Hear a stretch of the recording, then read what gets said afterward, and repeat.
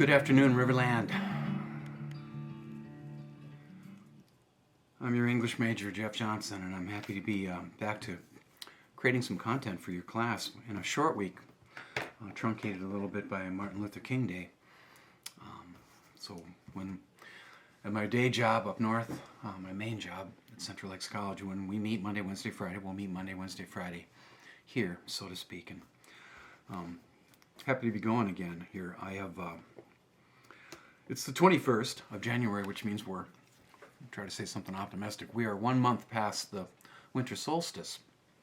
And all kinds of people that I know are noticing, trying to give you signs of hope here, that the days are getting longer in a hurry. I got seed catalogs coming in the mail from my garden, and a little early to be thinking about it yet, but in a few weeks here, spring comes, I'll be tapping my maple trees and cooking down sap. And I think I said in the fall, I'm hoping to have an entire show devoted to teaching you and doing it by my maples, my sap cooker. I just think that would be fun. Try to get different backgrounds. And if you were with me in the fall, you know how it went. We started out with outdoor lessons outside and moved through the semester, and pretty soon it started getting cold. Well, this will happen in reverse. So my first lessons for my new students are obviously being shot from inside my house because it's cold outside. Baby, it's cold outside. And we'll end up on my pontoon as I pontoon out of another school year. Say something a little bit more important. America apparently survived a day that I was cautious and nervous about, which was our inauguration yesterday. And everything's fine. We got through it. And the real story, to repeat the idea, I'm not a political person. I've never been a member of a political party. So I looked to poets for answers. And I'm super excited to tell you that a poet completely stole the show yesterday at the inauguration of our new president. And we'll talk about that in a little bit. I'm still previewing right now. Keep going here. I also, I've got to kind of condense and return to some thoughts that I offered in my other Comp 2s. I've got to try to keep these all straight. I want to, for a while, talk today about a commitment I've made to not get behind on your journals, on reading your journals. And if you were with me in the fall, you saw that happen. I got behind. There's something, I'm still adjusting to this online life. There's something about a pile of notebooks that you haul home on a weekend that says, hey, here's a bunch of unread writing. But journal entries in the ether, for someone who's not, traditionally an online teacher, you can forget about them. You can sort of put them on the back burner. I'm not going to do that today, and I'm going to tell you why. Also, we had some good conversation yesterday. I was a little bit surprised with my 9 and my 11 o'clock live Zoom Comp 2. Some people wanted to talk about that Edmondson article on Achilles, principally, from his book Self and Soul. I want us to read, not necessarily about heroes. I want to read some great literature with you, and we're going to be turning in that direction too.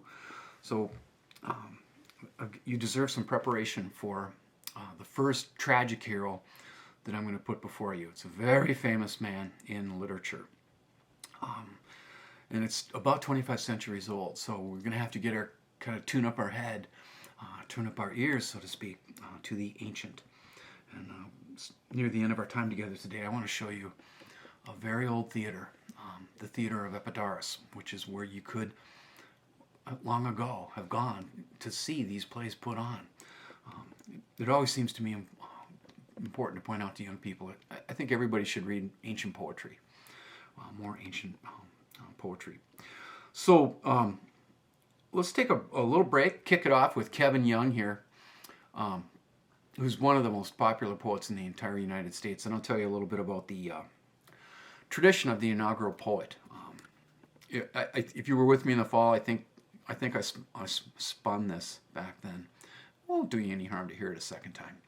He is just listen to his voice. It's just like silk. He's very nearly singing here.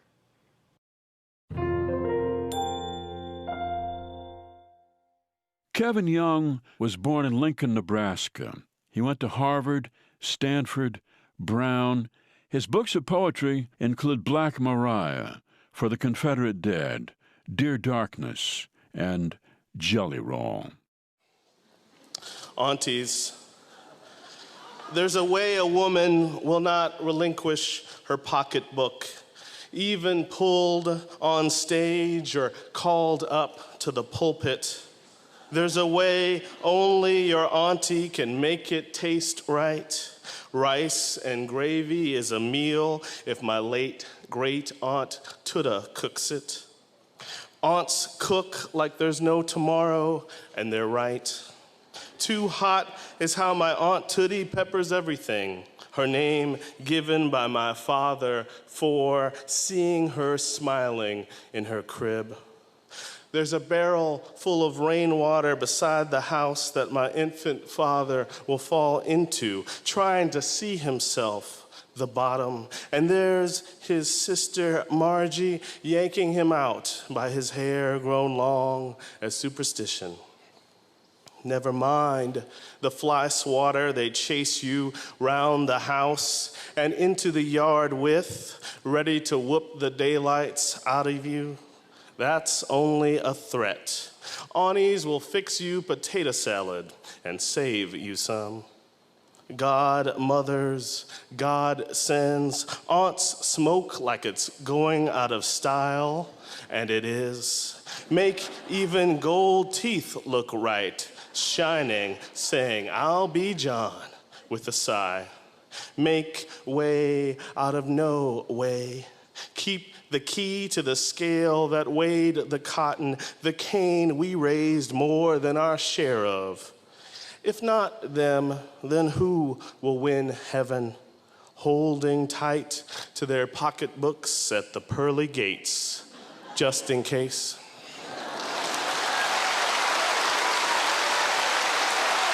Thanks.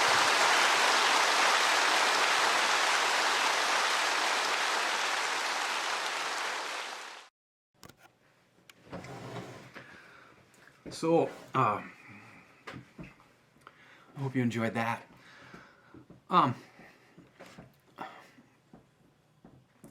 When we inaugurate a president, it's a big deal.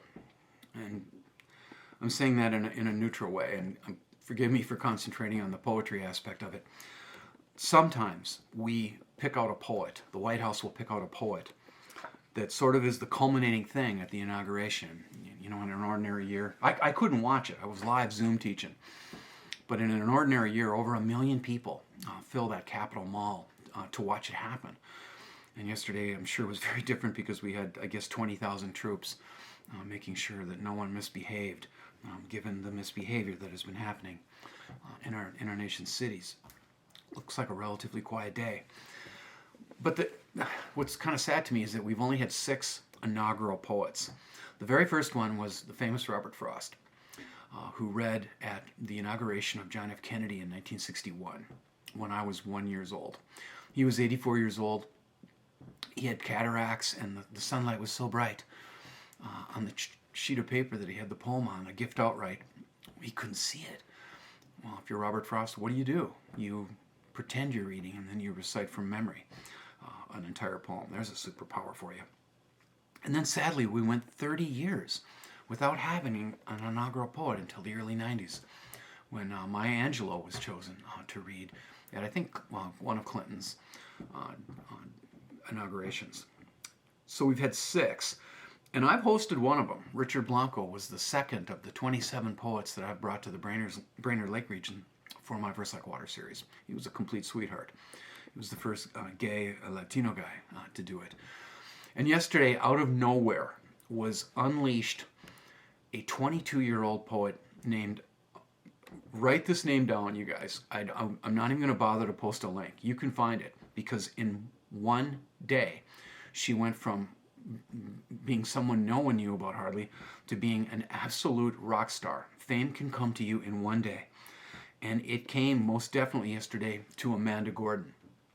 I would put the vid in this vid, but I think it's like 5 or 6 minutes long. So just Google Amanda Gorman. You're not going to have any trouble finding it. And she stole the show.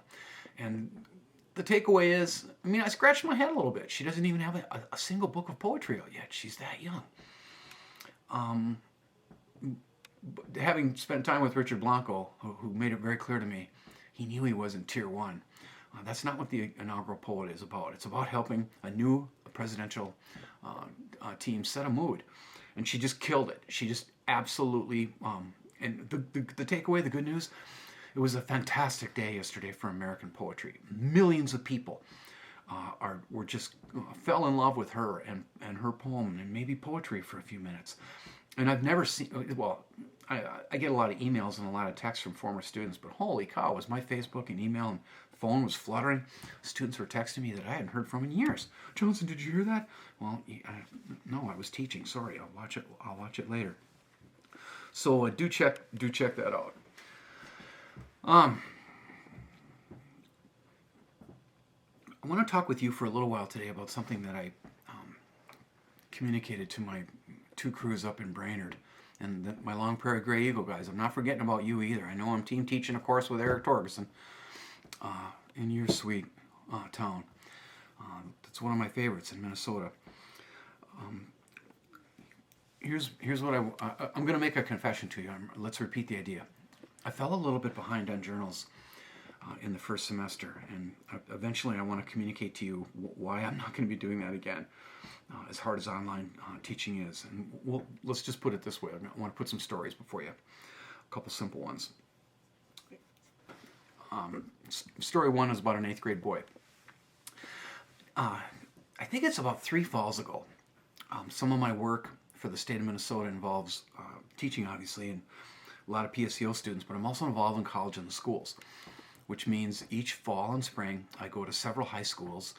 Supervising is way too strong a word, but I do visit and make sure that the high schools that are teaching our gear in the high schools that it's collegiate, you know. And I sit there and I go, well, you know, this feels collegiate. This feels close enough for jazz. But I went to Pillager, Minnesota for the first time ever. My phone brought me there, I think 3 years ago. It might be 4 falls ago. And I ended up on the wrong side of the school. I ended up on the middle school side. And I got out of the car, my truck rather. I only drive trucks, half tons. Although my next truck's going to be even bigger. I'm going to get a 3/4 ton. I like a lot of steel around me. I get out of the truck and, you know, I had my English major costume on, including a name tag. And suddenly this little phalanx of 8th graders came at me. And I'm, you know, quiet little one-horse town, Pillager. And I was novelty, like, who's this guy? And they kind of gathered around me, but one kid just came right up to me. This dark-haired kid, kind of tall and thin. And he came up and he looked at my name tag and he said, do you teach at Central Lakes College? I said, you know, I do. I'm here to see one of your high school teachers, Jamie Prax. He said, I'll walk with you. And we started walking down the sidewalk together, and he put his arm around me. And suddenly I was walking, and I put my arm around him. I'm like, whoa, I got a friend. Suddenly I was 14 again. I was an 8th grader.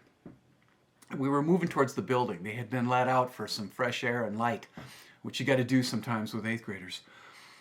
And as we walked, we didn't take more than 3 or 4 steps before he looked up at me and he said, do I look like the kind of kid to you that would go to college? Do I look like I'm going to college? And I said, well, let me back up a little bit. Look at you.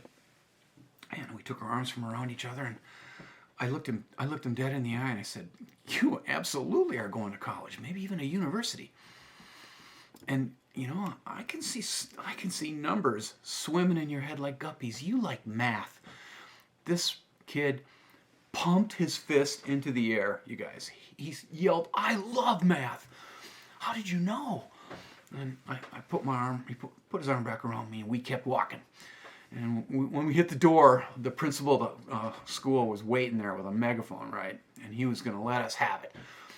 He said, from now on, from here on out, when you hit this door, you walk. And we all agreed we would walk, even though just him telling me that made me just want to run like hell. What is the matter with me? Okay, here's the thing. If you teach for as many years as I have, I can turn and look at a kid in a glance. I know everything about them. I'm not telepathic. It's not anything weird or supernatural. I just know kids. I could set up a booth at a county or state fair and make money that way. I just knew he was a math kid. I could just tell. He had math hair. And I was physically touching him. We were holding each other, right? And I was inhabiting the same space he was. And by obvious contrast, my next couple of examples point up how hard this is.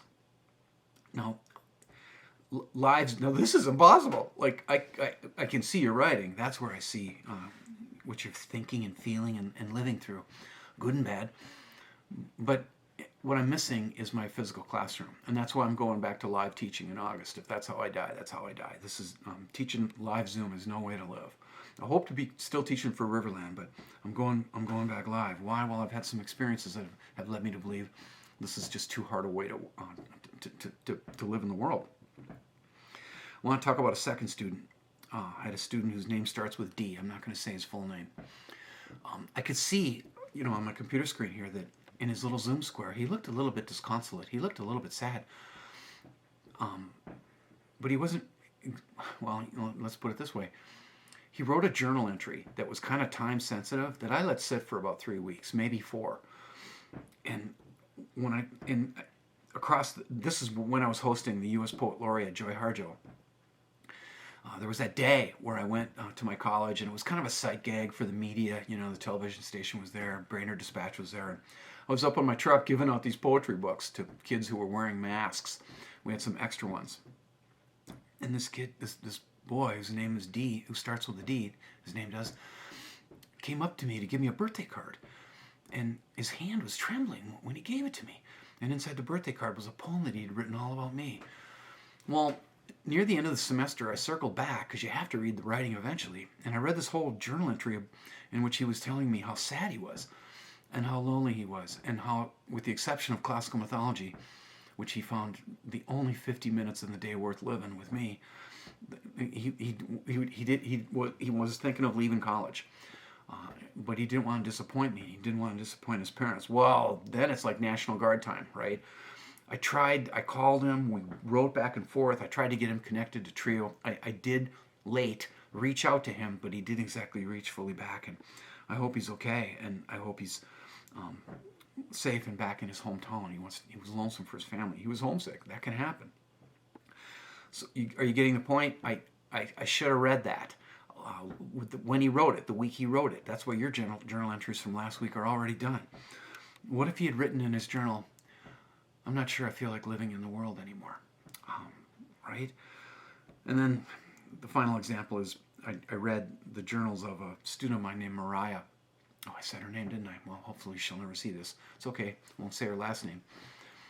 I picked up her journal over the weekend, opened it up, and she let me know, told me something. She said, hey, I want to tell you how grateful I am. When I came into class on Zoom, you called out to me and you asked me, how are you? And I want you to know, Johnson, I fibbed a little bit. I said I'm fine, and I tried to smile. She also wanted me to know that her grandfather had gone supernova on January 5th. He died, and she was absolutely, to this minute, she's absolutely heartbroken about it. And at least I got to that entry just a few hours after she wrote it. At least she got that feedback right away of me saying, I am so very sorry about the loss of your grandfather. And I told her, and I did what I told her to. I said, I'm going to stop doing schoolwork right now, and I'm going to go out on my front porch and hold my hands to the sky. And I'm going to pray for you and your grandfather and your family for a little while. And I didn't make her suffering go away, but let's just say the obvious. We all take our turn with suffering. Comp 1, dudes and dudettes from the fall, you heard me say this. Don't go it alone. Get help, okay? Don't go it alone. Get my help. Ramala just called me on the phone. And she didn't need my help. She just needed a clarification on something. She's our new friend. She joined us on Friday, calling me from South Minneapolis. I hope you don't mind that I'm bringing up your name. She texted me, and she's like, can I talk to you? I'm like, heck yeah, I got a meeting now. Call me at 1. Again, she didn't need anything more than just clarification about this assignment or that assignment or how the course works. Haven't joined it late. And that was a smart thing for her to do. Text me, call me, write me. Okay? We can text, we can talk on the phone. I'll set up a live Zoom conference anytime you need one. Monday, Wednesday, Friday, I'm free from 2 o'clock on, and I'm here Tuesdays and Thursdays. Get my help. If you need financial aid help, get financial aid help. If you'd like to talk to a counselor, I know we have them at Riverland. Having troubles with D2L of the computer? I'm sorry. That's my friend Steve. Oh, I'm sorry, that's embarrassing. I'll turn my phone off. Good phone etiquette. Get help, get help, get help, get help. 13 minutes in. If you are suffering, if you are sad for any reason, we all take our turn with it. So I want to tell you a quick story. If you're overwhelmed, ever, if you're looking at the world going, what is happening? What will happen to us next in this time of crisis, which is what it is? I'll tell you a very quick story. And if you're feeling like $1,000,000 right now, maybe the story will be of use to you on another day. Imagine a little girl sitting on the carpet in a house. And let's put the house in Minnesota. Let's put it in Austin or Owatonna or Albert Lee or South Minneapolis on Pillsbury Avenue. And let's make it, because it's a sunny day here and where I live in central Minnesota, let's make it that kind of day in the story. And it's dead simple. There's a little girl on the carpet and her mother is embroidering. She's doing some embroidery, and she's got a little frame with fabric stretched over it, and she's working away with a needle, making something. The child looks up at the work that the mother's doing, but all that the little girl can see from her viewpoint is just a tangle of thread, yarn. It looks like just a complete mess. And the afternoon wears on, the girl gets drowsy and takes a nap for a little while. And when she wakes up, it's late in the afternoon, the light is getting thin, and the mother has just put the last finishing touch on the embroidery she's doing. And at that point, the mother turns it towards the child so the child can see not the messy end, but the beautiful, beautiful thing that her mom has been working on all day. You guys know, we're all that little girl. We are all that little girl. And as terrible and as challenging as things are, it's really possible that something very beautiful is about to be shown to us and come out of that. And I hope it's okay that I said this.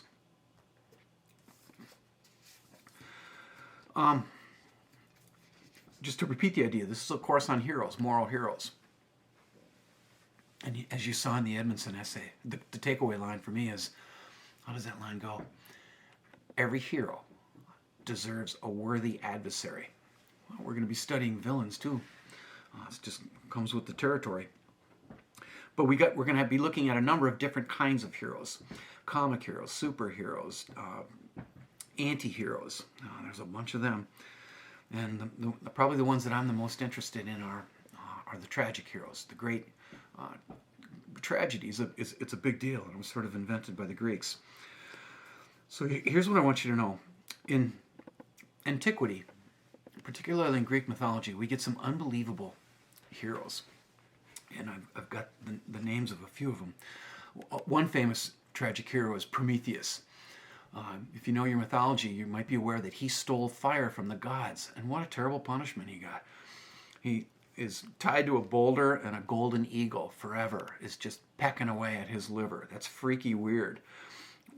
Equally weird is the story of Sisyphus. As I sit here, I can't even remember how he angered the gods.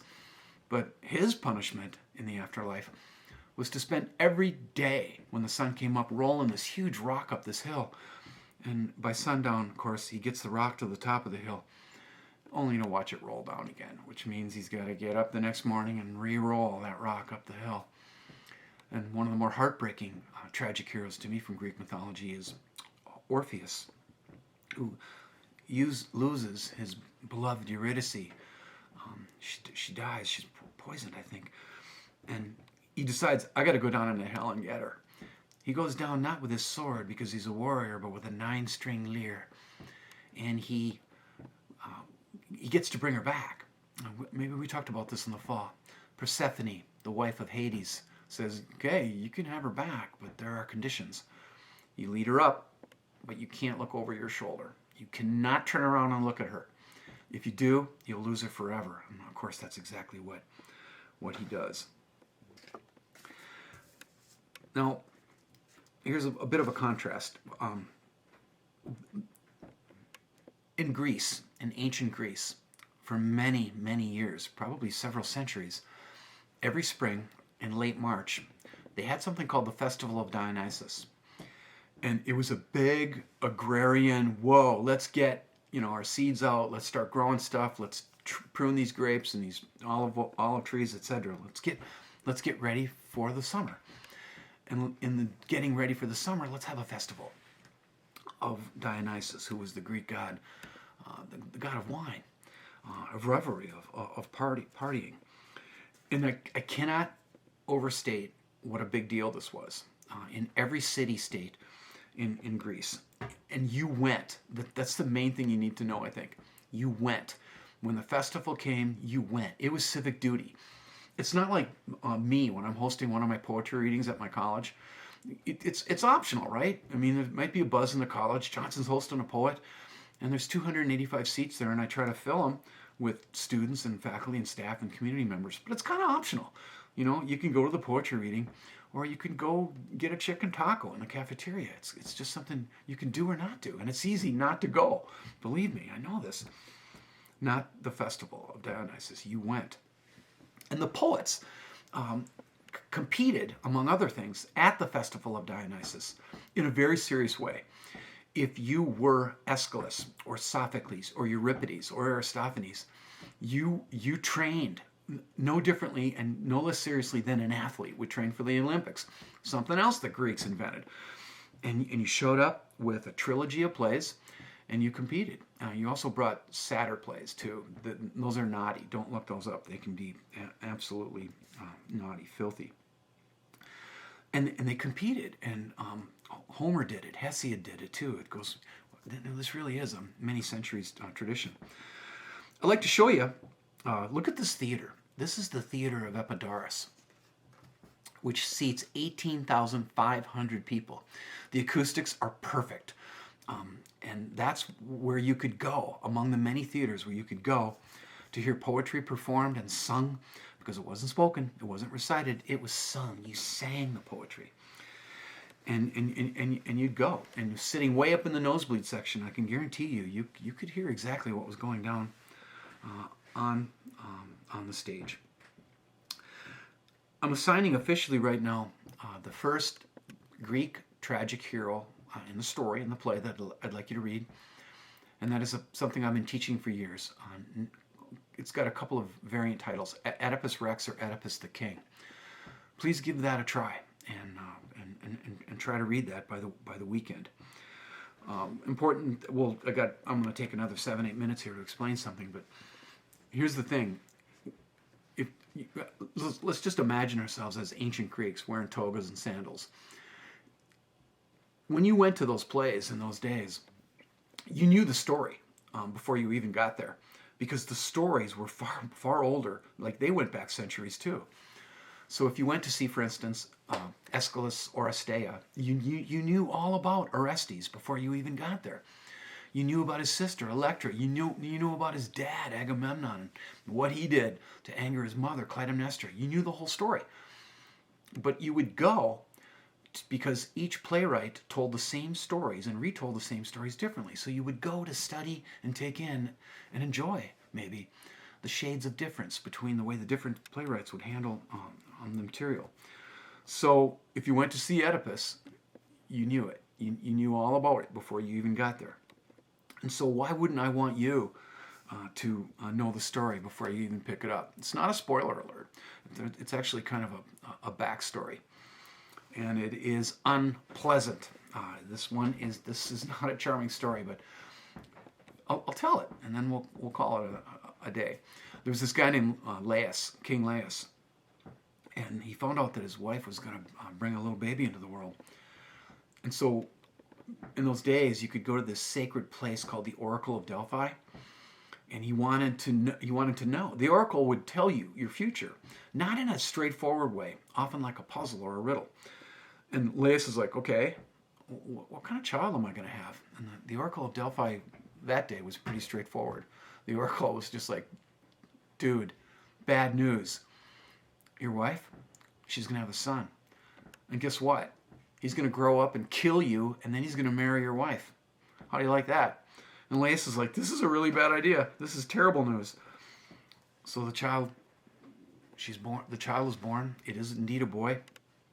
And Laius, without discussing anything with his wife, he grabbed that little boy one day, and he took it up on a hillside to leave it to die. He did not want that little baby, to crawl away. So he took a stick and rammed it through its heels, so it would sort of stay where he put it. In stories like this, whether it's Oedipus or Moses, there's always some shepherd that comes along and goes, whoa, free baby. I'm going to pick this baby up. And that's what happened. The shepherd took the baby to a neighboring kingdom where there was a king and a queen that were not able to have children. And the shepherd's like, here, why don't you raise this child as your own? And they did. And that little baby turned into a boy, and the boy turned into a young man, and they named him Oedipus. Oedipa comes from the Greek word for foot. Oedipus eventually is like, hey, I got to see the world. So he gets in his chariot and heads out. And you might think that road rage was invented by us. Not true, not untrue. Road rage goes all the way back to ancient Greece. And when Oedipus was going down the road, another chariot got in his way, and it was that old, get out of the way. No, you get out of the way. No, you get out of the way. Well, Oedipus had a temper. And he got angry and jumped out of his chariot and killed that guy who was in the other chariot. Whoops, it's his dad. He killed his dad. Goes on to the next city. Maybe some of you know this story. And he arrives in this town, and Oedipus is all like, hey, what's it like here? And these people approach him, and they're like, wow, it sucks here. We got this plague going on. Sound familiar? And we got a monster called the Sphinx. And every day we get up and the Sphinx gives us a riddle. And if we get it wrong, he eats one of us all up. We just can't get the riddle right. So Oedipus is like, I want to give this a whirl. So they take Oedipus to the monster. And the Sphinx says, okay, here you go. What crawls on 4 legs by morning, 2 legs by afternoon, and 3 by evening? And Oedipus is just like, hey, that's easy. That's a man who crawls when he's a baby, who walks on 2 feet when his life is in its prime, and who in the end needs a cane, a 3rd leg. And that made the monster go away. And everybody's like, you are so cool, man. We're going to make you the king. Oh, and by the way, let's introduce you to this really attractive older woman named Jocasta. And I'm imagining this part, but I think they went out to dinner. And then they fell in love, and then they got married, and whoops, it's his mom. So, and they have an incestuous tangle of kids, too. You're going to meet them in the next couple weeks. And when you pick up Oedipus, when you start reading it tonight, and I hope you do, you'll see that Oedipus at the beginning of the play is just driving the truck. He comes out of his castle, and he's just like this dude. He's the king. He's powerful, handsome too. And there's some old men outside his castle wringing their hands because hard days have fallen on that city. And they have the suspicion it's because somebody a long time ago killed their king, King Laius. And Oedipus all of a sudden is like, hey, you know what? We should find out who that guy is and punish that guy. Let's get that guy. And he starts searching for himself. And that's the backstory. I'll let you take it from there. It's really a mess. Sometimes literature is pretty weird, even disturbing. I'll get this video shot. I'll get some journal entries up by the end of the day like I promised Ramala I would, and the rest of you. And you'll have one more video this week. And I may get it out tomorrow, or I may get it out Saturday. And then next week we got a full week to be together, more or less. You can expect 3 lessons to correspond with the 3 lessons that I'm offering my Brainerd crew and Long Prairie Gray Eagle. Like I said in the fall more than once, keep your chin up and your head down in this crisis time. Stay safe. God bless you.